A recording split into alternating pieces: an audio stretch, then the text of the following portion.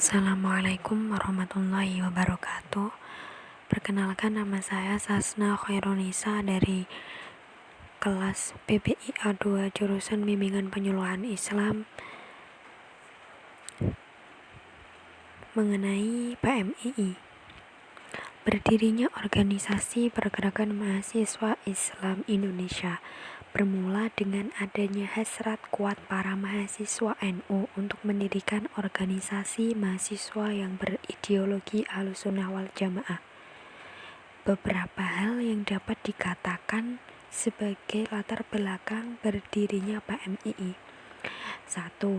PMII lahir ketidakmampuan Departemen Perguruan Tinggi IPWNU dibentuk pada Muktamar 3 IPNU di Cirebon pada tanggal 23 sampai 31 Desember 1958 dalam menampung aspirasi anak muda NU yang ada di perguruan tinggi.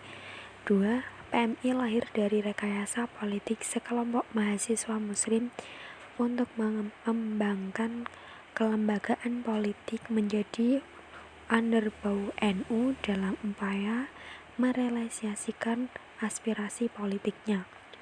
Ketiga, PMII lahir dalam mengemban paham Ahlussunnah wal Jamaah di kalangan mahasiswa.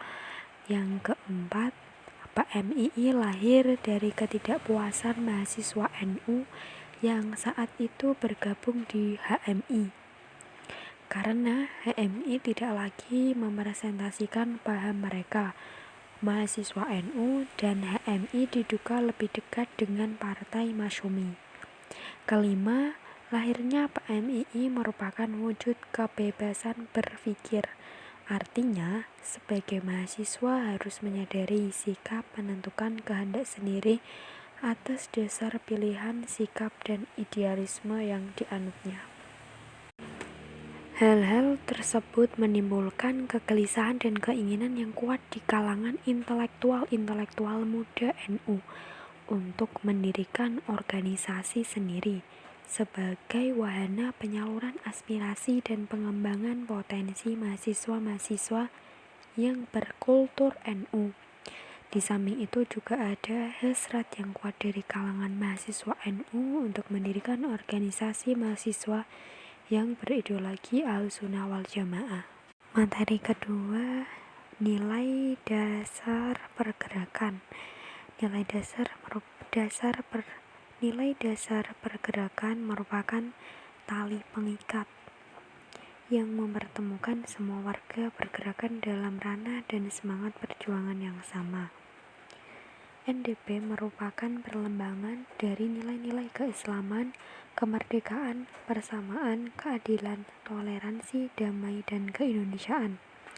NDP sangat berfungsi, yaitu untuk kerangka ideologi, kerangka refleksi, kerangka aksi, kedudukan, dan NDP sebagai rujukan, landasan, dan cara berpikir pergerakan.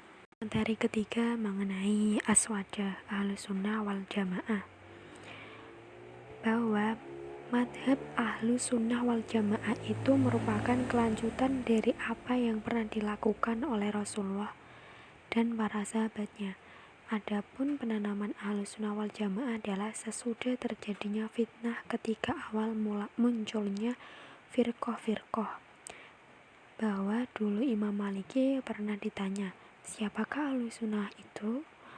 Beliau menjawab bahwa Ahlussunnah adalah mereka yang tidak mempunyai laqab atau julukan yang sudah terkenal, yakni bukan Jahmi, Qadari, dan bukan pula Rafidhi.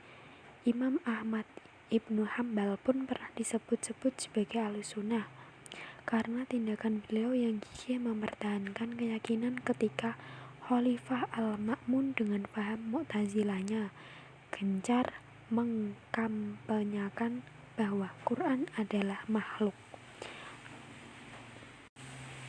Proses pembentukan aswaja dimulai sejak Perang Siffin yang melibatkan Ali bin Abi Thalib. Materi keempat, Islam kultural. pergerakan pemurnian kaum fundamental mulai formalisasi Islam hanya melahirkan Arabisme. Misalnya, spirit ajaran Islam justru terabaikan seperti kearifan Islam pada nilai pluralitas dan multikulturalnya. Sikap akomodatif PMI terhadap budaya atau tradisi lokal yang bersifat dinamis. Saat ini perkembangan Islam pun mudah diterima. Materi kelima mengenai gender. Gender merupakan kelompok yang di dalamnya akan banyak toleransi. Contoh, kaum perempuan lebih banyak menggunakan perasaan jika menyikapi suatu permasalahan. Contoh lain yang dapat terjadi di dalam organisasi PMI, namun meskipun demikian banyak sisi positif yang ada. Sekian dari saya, kurang lebihnya mohon maaf apabila ada kekurangan. Wassalamualaikum warahmatullahi wabarakatuh.